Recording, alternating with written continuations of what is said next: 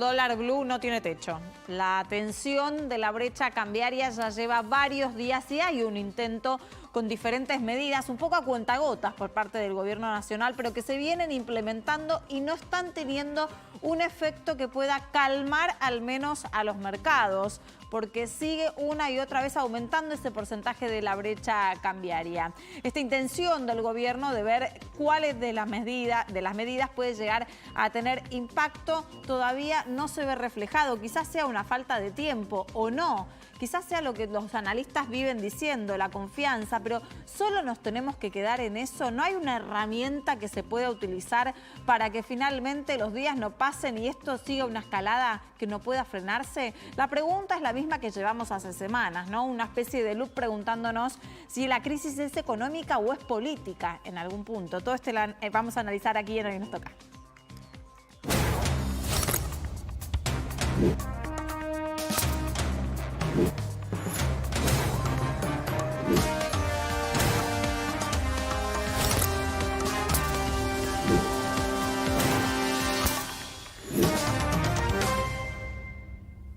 Ya estamos con Giselle Rumo y Nicolás Luca para hacer un análisis de varios de los temas del día de hoy y, por supuesto, centrarnos en aquel tema que parece eclipsar el resto de los datos económicos, que es la brecha cambiaria, este techo sin freno que tiene el dólar blue, o mejor dicho, el no techo que tiene el dólar blue, que un día más vuelve a aumentar.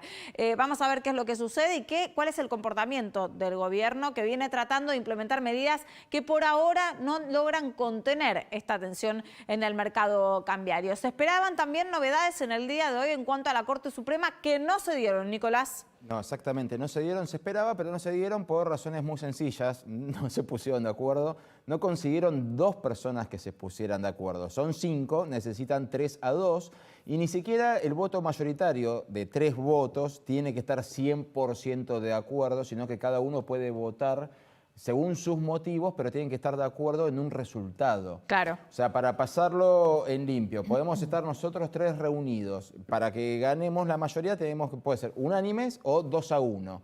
Pero si estamos nosotros 2 de acuerdo, tenemos que coincidir en que ponerle no nos gusta que Giselle tome agua. Pero vos tenés tu motivo, yo tengo otro. No importa, no nos gusta que Giselle no tome agua, ya tenemos la mayoría. Claro, el voto es el mismo. No está pasando ni siquiera eso. Recordemos, ¿sí?, el tema por el que se tiene Estamos que decidir. hablando de qué va a pasar con los jueces Bruglia, Bertuzzi y Castelli, sí. Castelli, no me acordaba el tercer nombre.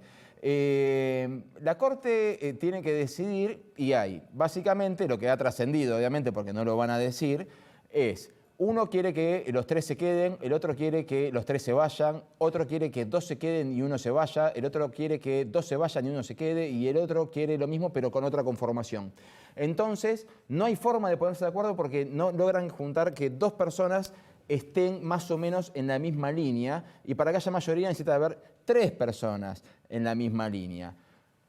Ahora, conociendo los manejos políticos de la Corte, les puedo traducir lo siguiente. A ver si es lo que yo justo te quiero preguntar, Nicolás. Cuando son cuestiones muy sensibles, que son muy sensibles para la política, la Corte generalmente se reparte la culpa para que nadie sea culpable. Ajá. Si por unanimidad la Corte ratificara a los jueces en su lugar, que todo indica que es lo que deberían hacer, porque es esta misma Corte, con esta misma composición y este mismo presidente de la Corte el que dispuso que estos jueces estuvieran donde estaban, los que convalidaron que estos jueces estuvieran donde estaban, si hicieran eso, en el Senado lo considerarían prácticamente una patada voladora a la nuca, una falta de respeto institucional. Una pata voladora, ¿pero para qué sentido?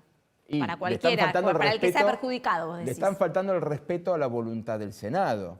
Ahora, si fallaran 100% los 5 de acuerdo a favor de lo que hizo el Senado, la oposición diría la Corte se vendió.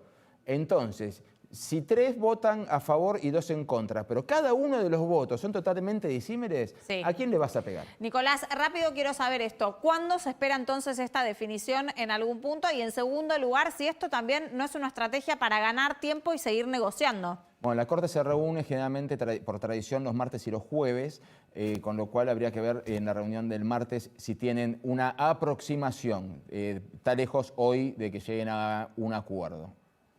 Y te quería preguntar también sobre una resolución del Ministerio, sí, bueno, ¿no? Hubo una resolución. Un último dato. Una resolución del Ministerio de Justicia, firmada por la ministra Lozardo, obviamente, en el cual dentro de todas las suspensiones de plazos administrativos correspondientes a la pandemia, al ASPO, se exceptúa la designación, procesos y designaciones de magistrados, incluyendo jueces y fiscales. ¿Cómo se interpreta esto? Bueno, puede ser un centro hacia la Corte también, un gesto político, diciéndole, mira, la reforma judicial todavía no salió, pero vamos a empezar a nombrar jueces para cubrir las vacantes antes de la reforma, si es que sale la reforma. ¿Qué es lo que implica esto en los papeles? Que a partir de hoy mismo, el Consejo de la Magistratura tiene que reactivar el proceso de evaluación y selección y calificación de los candidatos a jueces, camaristas, tribunales orales, etcétera. El presidente puede recibir las propuestas del Consejo de la Magistratura, el presidente puede remitir al Senado y el Senado puede tratar los pliegos para tener acuerdo y nombrar a los jueces que hacen falta, que son muchísimos dentro de la estructura del Poder Judicial. Ahora, fíjense cómo en nuestro país necesitamos celeridad para algunas cosas, para ir pasando al próximo tema a resolver en un año totalmente inédito. La Corte que se tenía que expedir, bueno, espera una semana más. Y el presupuesto del 2021 que se tenía que firmar. El dictamen, bueno, también vamos a esperar un par de horas, Gise. Así es, tampoco se pusieron de acuerdo en el Congreso. Parece que siempre estamos entre ahí. Oficialismo y oposición. Lo que pasó es que se reunió la Comisión de Presupuesto y Hacienda, que comanda Carlos Heller. Heller aceptó no firmar hoy, sino pasar la firma del dictamen. Ellos tienen mayoría, lo pueden firmar en la comisión. Me refiero al oficialismo, para mañana a las 15, para poder dar tiempo para analizar 40 modificaciones en el articulado que se hizo del proyecto. Algunas pedidas por Juntos por el Cambio y otras por el resto de los legisladores. ¿Qué respondió Juntos por el Cambio? Le pidió a Heller más tiempo, o sea, que les dé tiempo hasta el martes para poder analizar esas 40 modificaciones y ver si acompañan o no el dictamen. Bueno, Heller se negó porque dice que la intención del oficialismo es llevar el proyecto a votar al recinto la semana que viene. Dice que habría que sacar el presupuesto cuanto antes para iniciar las negociaciones con el fondo ya con un presupuesto y por eso es probable que Juntos por el Cambio no acompañe este dictamen. Los que están evaluando es lo siguiente, no firmarían mañana el dictamen de la mayoría del oficialismo, no presentarían un dictamen propio. Vamos a aclarar de vuelta, Gise, que no firmar no significa que no se puede aprobar, ¿no? Porque los votos ya están. No, claro. Ellos tienen, por eso digo, siempre en las comisiones, que es donde sucede el trabajo legislativo, siempre se firma un dictamen que puede ser por unanimidad y si no está el dictamen de la mayoría o de la minoría. En este caso, Juntos por el Cambio no va a presentar un proyecto de presupuesto propio, no lo va a acompañar. El lunes van a decidir cómo van a votar el miércoles en el recinto, lo van a decidir en la reunión del interbloque y lo más probable, por lo menos hoy, la versión más fuerte era que se abstengan de votar. Hay muchos legisladores que quieren votar en contra, pero la idea sería dar quórum, pero abstenerse, como una suerte de dar un mensaje político de que están pidiendo que el gobierno cambie el rumbo de la economía.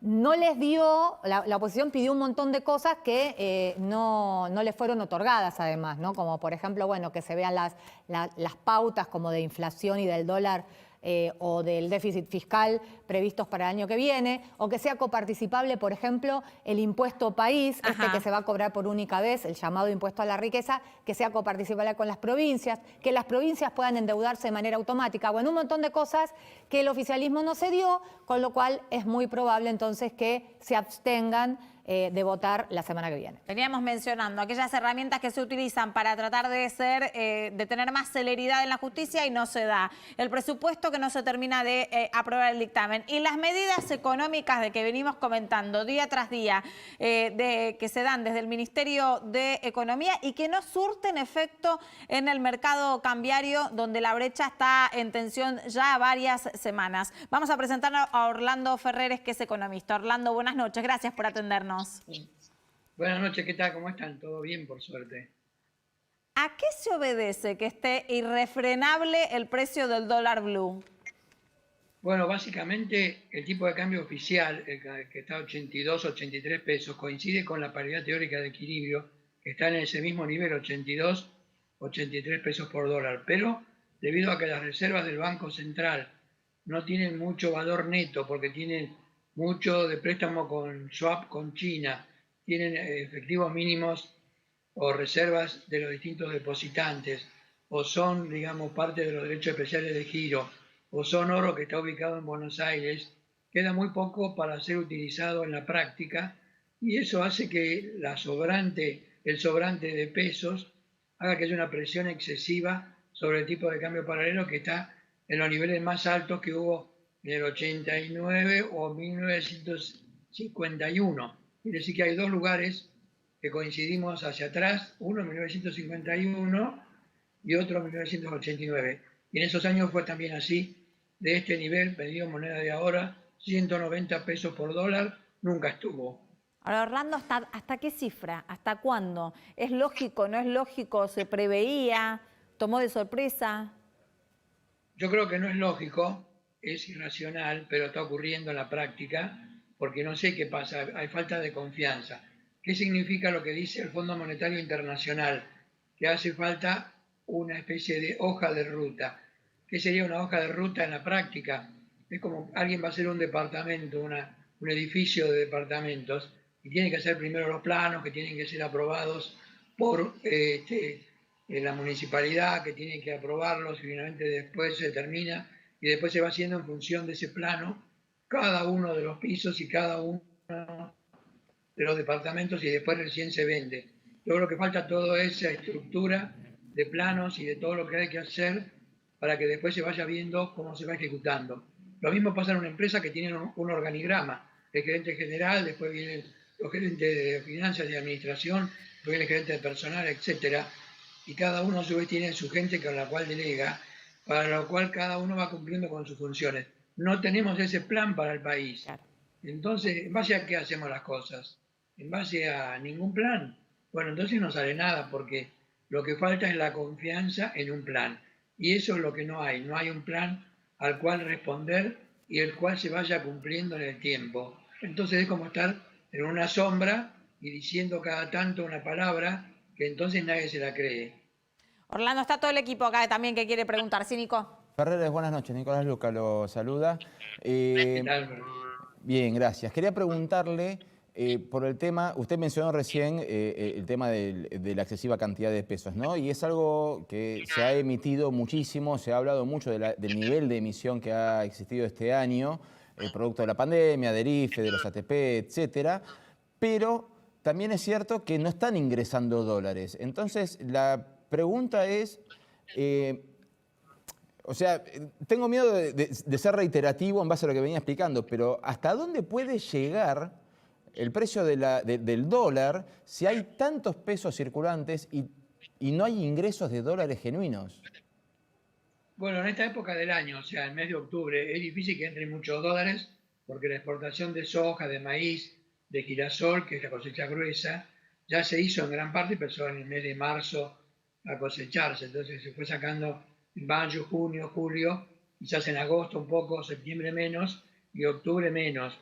Entonces, tampoco el gobierno gasta tanto como uno dice, porque está significando más o menos el 5,7% de déficit primario sobre el PBI cuando tenemos previsto para el año, un 8%, que lo venimos previendo desde hace bastante tiempo y se va dando en la práctica. O sea, no es que falten dólares, creo que los mercados están un poco como irracionales y están teniendo esa falta de planificación y hay un exceso de pesos, es cierto, comparativamente con los dólares, pero ya sabíamos que iba a haber ese exceso de pesos. Entonces, con más controles, con más restricciones, con más problemas para poder comprar, evidentemente, ¿qué fue pasando? Fue creciendo la brecha y ahora está en 130%, evidentemente, o más. Evidentemente es un error grave el de haber dejado que aumenten tanto los pesos con tan pocos dólares y a su vez sin tener muchas reservas. Yo creo que esa es la práctica. Perdón, cuando usted dice que es ridículo el precio del dólar blue, ¿eso quiere decir que puede llegar a bajar o solamente a mantenerse ahí y ya quedó? Puede llegar a bajar. puede llegar a bajar. ¿Pero cuánto, Orlando? Porque si Sí. baja 1 o 2 pesos no es lo mismo que todo lo que subió. No, no estamos hablando de 1 o 2 pesos, sino que baje relativamente al precio, qué sé yo, que indica el mercado contado oficial, 82 pesos, 83, más el 30% de impuestos, más el 35, da 135 pesos eso, no da 190. O sea, hay bastante diferencia para que pueda bajar y sea más normal, porque cuando uno tiene una diferencia arriba del 100%, como es ahora, 130%, evidentemente lo que estamos diciendo es que no tiene ningún sentido económico, ningún sentido político y que falta conducción y falta, digamos, programación. Pero falta, digamos, conducción y yo creo que tiene que haber gente alternativa dentro de un programa tan grande como es el de este mercado de peronismo de distintas tendencias. Yo creo que hay distintas, por ejemplo, el mismo Redrado, que en su momento tuvo dificultades con Cristina, pero ahora se propuso con un plan resolver los problemas, y hay muchos otros que van a representar más para, digamos, el país, como puede ser el presidente de YPF, y hay varios que se presentan como alternativas. Yo creo que darían una imagen más consolidada, pero también van a querer poder mandar ellos, y creo que ahí es donde está el problema, que puedan mandar un poco más y que no haya 6, 7 ministros de Economía como hay hoy, entre el ministro de Economía, el ministro de Producción, el ministro de Agricultura y Ganadería, el ministro de Energía, y sumamos muchos y ninguno se ocupa de lo suyo. Claro. Giselle. Sí, ¿qué tal? Ferreres Giselle Rumo lo saluda. Ahora, usted está diciendo entonces que tendría que haber un cambio de gabinete y presentar un plan y que con eso podría bajar el dólar blue. Digo, los mercados se van a saciar. Digo, si logran lo que quieren, ¿no van a seguir pidiendo más y más y más? Bueno, pero en principio no tiene sentido económico que haya una diferencia tan grande, salvo que lo que pasó en Venezuela, pero allá tenía artificialmente bajo el tipo de cambio oficial. Acá, en cambio, el tipo de cambio oficial está bien puesto, está en el nivel que tendría que estar, y entonces todo esto de los mercados paralelos es una función muy grande. Una única explicación racional que hay es que es tan grande el gasto público, y una manera de bajarlo en términos de dólares fue lo que hizo Dualde, y subió de 1 a 4 el tipo de cambio, y en consecuencia bajó mucho el gasto público en dólares, y hubo 3 o 4 años de superávit comercial y superávit fiscal que dieron como resultado baja inflación y un crecimiento económico importante. A lo mejor se está llegando a esa situación y quizás uno tendría que hacer la cuenta de cuánto es el gasto público hoy, que estaba dividiéndolo por 82 en 175.000 millones de dólares, tomando nación, provincia y municipio, y si lo dividimos por 1,95 o 1,90, lo que está el tipo de cambio, digamos, libre, a lo mejor eso nos da cerca de 100.000 millones, que sería el tipo de gasto público consolidado sustentable, y entonces podría funcionar con eso de esa manera. Es la única explicación racional que yo tendría para estos valores de los tipos de cambio libres. Orlando, si le entendí bien, usted incluso propone una especie de cambio en el gabinete, de reformulación y armar como una especie de mega ministerio de la economía. Claro, tal cual. Eso propongo, que haya un ministro de Economía del cual dependan todos los otros. Que sea una independencia clara y concisa. Lo que pasa que... Y en ese sentido, ¿cómo ve perfilado a Martín Guzmán? ¿No? Porque ¿quién estaría al frente de esto que usted habla? Martín Guzmán le dieron todo el poder ahora para que haga lo que le parezca, y en 2 o 3 días que estuvo con ese poder, el tipo de cambio aumentó 15 pesos. Entonces, no dio resultado hasta ahora. A lo mejor da resultado al cabo de un tiempo, pero nosotros no podemos esperar todo el tiempo que le dé resultado a él. Sí. Por ahora no dio resultado. Orlando, ¿cuál sería un tipo de cambio multilateral? También se habla de tipo de cambio de emergencia, algunos economistas piden eso. ¿Cómo lo ve usted? Yo creo que el tipo de cambio multilateral, de acuerdo a la definición del Banco Central, que lleva todas las cuentas del tipo de cambio real multilateral, ese que corresponde a la exportación de la Argentina a distintos países, por ejemplo, a Brasil, a Perú, a China, a Europa, y ese tipo de cambio da 93 pesos por dólar, ese tipo de cambio multilateral. Ahora, si uno quiere poner cualquier otro tipo de número, no hay ninguna forma de fundamentarlo que pueda dar un valor razonable. Entonces, estas diferencias son muy notorias. Si nosotros hacemos la paridad teórica de equilibrio en 82 pesos por dólar, el 190 significa una diferencia de más del 100% respecto al tipo de cambio que tendría que haber y ya es bastante caro. O sea que para un momento de salida de capitales, como puede ser este, yo creo que es un tipo de cambio excesivamente alto. Nico. Sí, Ferreres, más allá de los tipos de cambio y todo eso, ¿qué le espera a la Argentina para poder generar inversiones genuinas o depender directamente, o sea, suena feo, pero depender directamente del clima? O sea, estamos volviendo a un sistema agroexportador en el cual dependemos si se liquida o no se liquida la soja, si se liquida o no se liquida el trigo. O sea, en esa hoja de ruta y lo que usted ha visto de Guzmán, ¿hay alguna luz que diga, bueno, esto puede llegar a traer dólares a la Argentina? Bueno, siempre hay esa posibilidad, pero hoy por hoy las noticias que salen son al mismo tiempo Martel se fue a vivir a Uruguay, a Colonia, porque está agotado un poco de la Argentina. Y esa sería como una respuesta digamos, del mercado financiero o del mercado empresario a las distintas propuestas que hubo en estos últimos días. O sea, un poco de credibilidad es lo que hace falta para que cualquier cosa que diga Guzmán, que venía bien con el asunto de la reestructuración de la deuda, pero a partir de ahí empezó a fallar. Inclusive hubo una nota de distintos acreedores externos que piden que por favor saquen un plan, que saquen un programa, que saquen el organigrama de lo que van a hacer, porque ellos ya no saben a qué atenerse. Los valores a que está el tipo de cambio libre son muy altos y evidentemente eso requiere una credibilidad. Para poder entrar dólares al país tiene que haber gente que esté entrando también empresaria y que haya, digamos, un ambiente de confiabilidad en el gobierno, cosa que hoy en día es poco creíble y por lo tanto no logra estabilizar el tipo de cambio ni tampoco otras variables financieras. Orlando, buenas noches, gracias por atendernos. No, al contrario, bueno, esperemos que las cosas se arreglen pronto. Así espero.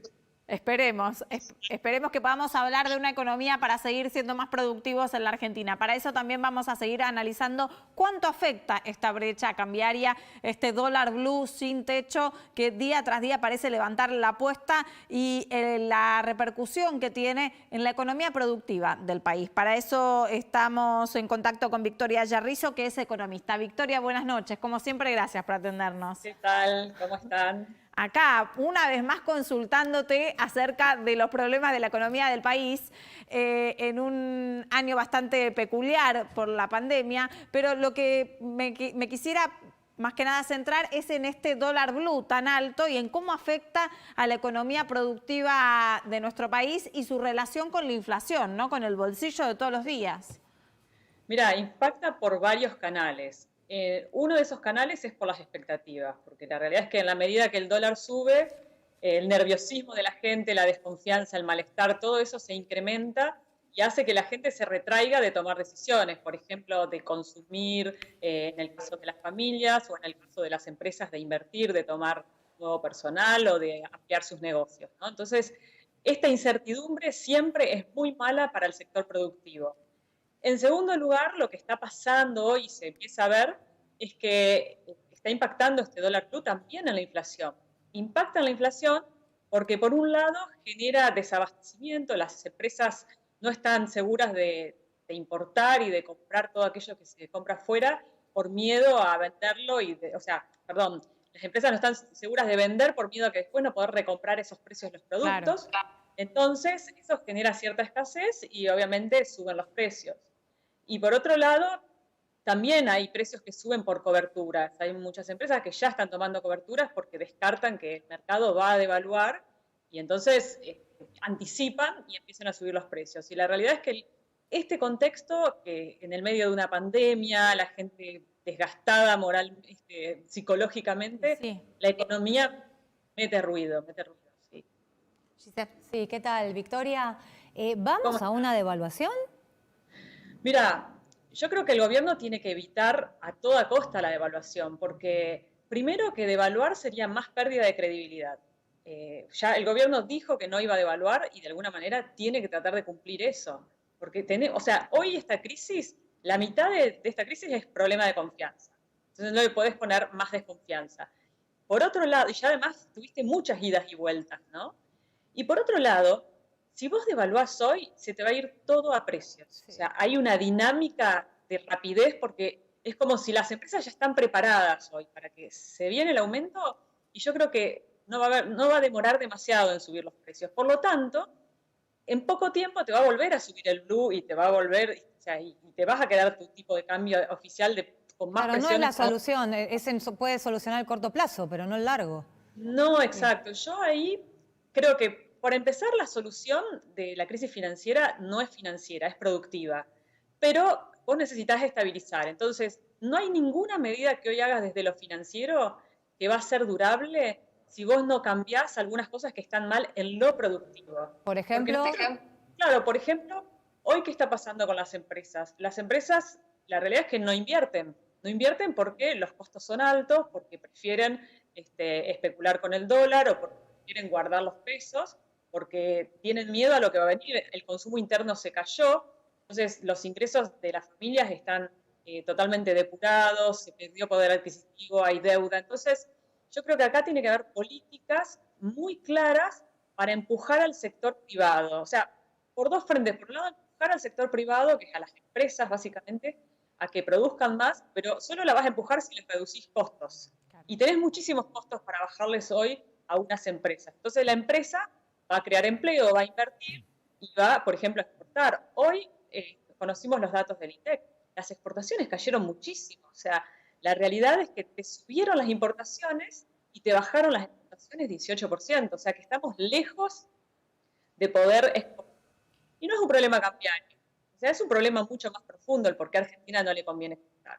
Y en segundo lugar, necesitamos darle eficiencia al Estado. Y acá yo creo que es el momento para tratar de sacar toda la masa de gastos del Estado que sobran. Por ejemplo, todo lo que es la corrupción del Estado, que sigue latente. Qué difícil. Sí, exacto. Es difícil, pero es el momento que si no tomamos ese tipo de decisiones, porque son todas decisiones en simultáneo que tenés que tomar. Porque si vos, mientras esperás que se reactive un poco el sector privado, el déficit fiscal te sigue creciendo porque vos necesitas asistir a los sectores sociales mientras tanto. Y mientras tanto, el sector financiero que mira que no tenés capacidad de generar dólares, que el Estado sigue emitiendo muchísimo porque el sector privado no genera empleo, entonces tiene que salir a cubrir el Estado. Que el déficit fiscal no baja, que las reservas se van cayendo y dice, esto no es sostenible, vamos a una devaluación. Entonces, me parece que son un conjunto de medidas en simultáneo. Y yo ahí pienso, una forma de estabilizar, bueno, por ejemplo, fijá el tipo de cambio oficial, que tenemos ahora, controlá, ya que hay muchos controles hoy en la economía, pagá el precio de un control más, que es salir a controlar el precio, no la cantidad vendida, el precio del dólar blue, salir a controlar el precio del dólar blue, pero al mismo tiempo, para que esto no genere ruido y más rumores de que violación a los derechos privados, etcétera, anunciar una fecha de salida gradual del cepo. Entonces, vos decís, bueno, a partir de tal mes va a haber una salida gradual del cepo, mientras tanto controlamos el blue, porque el precio del blue es irrisorio, o sea, no tiene sentido este precio del blue, no responde a lo que son, por más mal que esté la economía, no responde. Victoria, acá está Sí. Nicolás que quiere preguntar, pero déjame decirte, por favor, que lo que vos pedís de una salida gradual del cepo y de tanta planificación, al menos yo no lo vi nunca en la economía del país, Nicolás. ¿Cómo estás, Victoria? Hola. Bueno, como ha habido lector de tus libros, quería preguntarte algo sobre una noticia que impactó esta semana, que era que la multinacional Danone estaba viendo qué iba a pasar con sus inversiones puntualmente en Estados Unidos y en Argentina por las pérdidas que tenía. Pero al hablar de Argentina, ese paper hablaba de hiperinflación en el caso de Argentina. Y uno remite hiperinflación automáticamente a 4 cifras. Y quería preguntarte si es que en este contexto internacional en el cual la inflación no es un gran problema para la mayoría de los países, una inflación de 2 dígitos sostenida puede ser considerada hiper, o qué es lo que ha pasado y obviamente cómo se frena. Mira, la verdad que el año pasado tuvimos una inflación arriba del 50%, o sea, no es hiper, pero, o sea, yo llamaría hiper una inflación ya del 90%, estás en niveles de hiperinflación, porque se te duplicaron los precios en un año, ¿no? Me parece que si pensamos que hiper es el 2000, 3000% que tuviste a fines de los 80, no, con 100% ya estás en una hiper. Y bueno, y volviendo a la otra pregunta, ¿cómo frenar? Yo creo que todavía estás a tiempo de frenarlo. Si esta bola entre el blue se te sigue disparando y además vos te ves obligado, por eso me parece que una devaluación te incrementaría el problema, porque vos devaluás hoy y para mí todos los sectores ya están preparados para la devaluación, va a ser muy rápido el ajuste de precios, enseguida se te va a volver a disparar el blue y te va a generar una bola que te puede llevar a un riesgo de hiperinflación. Me parece que opera así. Ahora, si vos no haces nada, también el blue se te va a seguir disparando y el mercado mismo te va a obligar a una devaluación. Entonces, vuelvo a lo anterior, me parece que hay que tomar medidas para estabilizar. Yo hablaba antes de, bueno, fijemos el tipo de cambio, controlemos el precio del dólar blue, anunciemos una salida gradual del cepo y mientras tanto arreglemos todos los problemas de la economía real, porque en realidad la salida a la crisis financiera no es financiera, es productiva. O sea, y cuando digo productiva también hablo del Estado, ¿no? Porque el Estado como agente productivo de la economía. Entonces, me parece que por ahí viene la salida. Todo lo financiero que vos hagas sin acompañar desde lo productivo para salir a exportar, porque hoy que tenemos exportación, ¿qué nos falta? Exportar dólares e ingresos, ¿no? Dólares para poder tener más reservas y que todo el que quiera comprar dólares pueda comprarlos sin que haya escasez. Y ingresos de parte del Estado para cubrir sus gastos, ¿no? Para cubrir sus gastos y que no tenga que financiarse con el Banco Central. Victoria, vos hablas una y otra vez de evolucionar o poner en actividad esta economía productiva del país. ¿Qué le hace falta al gobierno para terminar de hacerlo? Muchísimo. O sea, hoy yo creo que el principal actor hoy de la economía tendría que ser Matías Culfas, porque hoy tiene que ser protagonista el Ministerio de la Producción. Lo principal que le falta a este sector productivo es bajar los costos, porque el sector productivo tiene costos tan altos que desincentiva a invertir, desincentiva incluso a ampliar sus negocios, a crear empleo. De hecho, yo siempre repito, el que no perdió en esta crisis fueron aquellos empresarios que venían sin invertir y se guardaban la plata en dólares, en bonos, en el banco, porque tenía liquidez ahora para afrontar la crisis. En cambio, aquel que venía invirtiendo, que había ampliado sus negocios, que había comprado máquinas nuevas y había pedido financiamiento para eso, la tuvo durísima. Para todas estas medidas que vos proponés y que decís que son necesarias para activar el mercado productivo del país, ¿no se toman porque realmente ponen en amenaza otros factores de la economía argentina o porque es una decisión política? Yo creo que son decisiones políticas y al mismo tiempo hay como cierta desidia. Por ejemplo, no entiendo bien por qué ponen a Mercedes Marcó del Pont en la FIP, que es una persona que tiene una visión productivista y que uno esperaría de ella realmente una reforma en el sistema tributario, un sistema tributario más al servicio de la producción, y pasó un año y no vimos nada. Y la verdad que por ese lado es una desilusión porque yo creo que era la persona ideal para la FIP, ¿no? Entonces, ahí uno se pregunta, bueno, el sistema impositivo le da la espalda al sistema productivo. Vamos al sistema financiero, que yo repito las mismas cosas muchas veces porque para mí son el centro del problema, ¿no? Pero hoy se conocieron los datos del INDEC y todos los sectores cayeron, menos el sector financiero. Fue el único que creció 4,1%, cuando uno compara septiembre contra septiembre del año pasado. Entonces, ahí decís, bueno, algo está pasando, o sea, es el único sector que gana plata, porque las tasas que sigue cobrando el sector financiero son altísimas. El que está subsidiando tasas es el gobierno, el que compensa. Entonces, y ahí vos decís, bueno, ¿y acá qué pasa? ¿Por qué no hay un cambio en esto? Entiendo que Cambiemos no haga el cambio porque Cambiemos tiene una visión mucho más de libre mercado y que el mercado ajuste solo, pero este gobierno tiene una visión más productiva y más de que hay que regular determinados mercados. Y sin embargo, los bancos no se ajustan a esta realidad. Ganan mucho dinero con los bonos que emite el Banco Central, pero no ceden en la otra parte. Incluso, por ejemplo, no solo en las tasas que se cobran por un financiamiento, que hoy es poco lo que financian, porque la gente, pocas empresas toman crédito, pero sí las moras, los punitorios, todo eso es altísimo. Entonces, el costo financiero para una empresa hoy es un costo altísimo. Sí, Vicky. Victoria, ¿y vos te referís también a bajar impuestos o a bajar los costos laborales cuando decís que hay que bajar los costos productivos, además de los financieros? Los impuestos al trabajo hay que bajarlo. Mira, yo acá pongo como referencia la Ley de Economía del Conocimiento. creo que es un buen ejemplo que podemos tener para extenderlo al resto de la economía. Todo lo que fue la ley del software permitió que ese sector crezca y que la preocupación de ellos, porque sabían que si les sacaban todos esos beneficios, el sector no era rentable. Entonces, para mí es un buen ejemplo de que además ya está aprobado, porque no es que tenés que evaluar nada, ya evaluaste y sabés que eso funcionó. Entonces, me parece que ese es un buen sistema. Por ejemplo, te dan un bono por el 70% de las contribuciones patronales que usás para que lo descuentes de IVA, te desgravan ganancias de las utilidades reinvertidas, que eso es fundamental, porque en Argentina las empresas se financian con sus propias ganancias.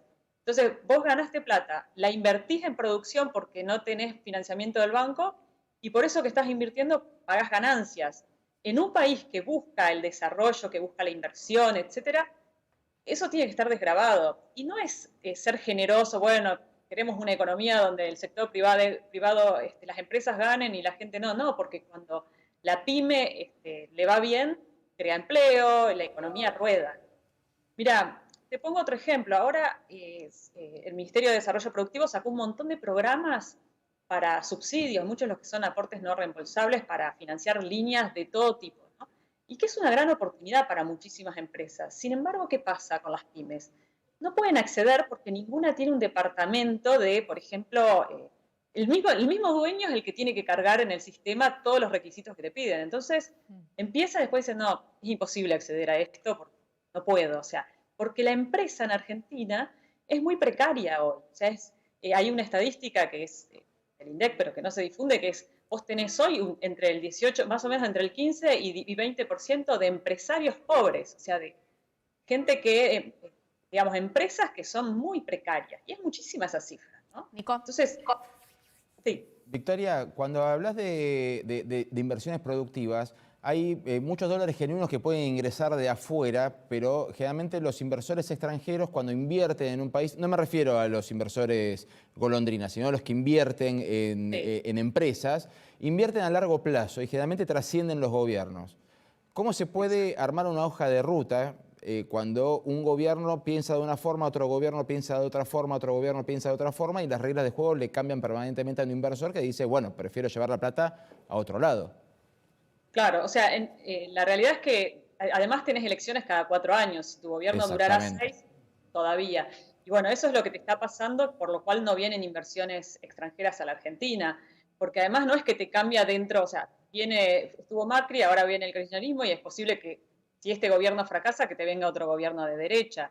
Entonces, yo creo que la única forma es tener un programa consensuado. Es muy difícil hacer un programa unilateral que lo haga un solo gobierno y que tenga continuidad en el tiempo, sobre todo cuando hay tantas diferencias de pensamiento en la Argentina. Yo, una cosa que a veces también digo es que los gobiernos más ortodoxos tendrían que tener en sus gabinetes asesores heterodoxos y viceversa. Un gobierno más heterodoxo como este tendría que tener la visión de los ortodoxos también para poder ver lo que uno no puede ver, ¿no? Porque uno mira su realidad, tiene sus ideas, sus preconceptos, y a veces es difícil mirar lo que el otro está viendo, pero cuando te critican, uno también se pone a pensar, si no fuéramos tan de encerrarnos y de creer que tenemos la verdad y la certeza, yo creo que sería muchísimo más productivo y llegaríamos más lejos. Pero lamentablemente, y uno lo ve todos los días en el Congreso, o sea, como hablan 2 horas cada uno y es imposible llegar a un acuerdo, todo es pelea y no se llega a nada. Claro. Pero un plan sin consenso es muy difícil. Victoria, gracias por atendernos. Que tengas buenas noches. Hasta la próxima. Gracias a usted. Hasta la próxima, así es. Bueno, con toda esta situación de crisis económica, ¿qué es lo que se puede evaluar? ¿Cómo se puede analizar incluso políticamente el gobierno y toda esta situación de la brecha cambiaria que se intensifica día tras día después del corte?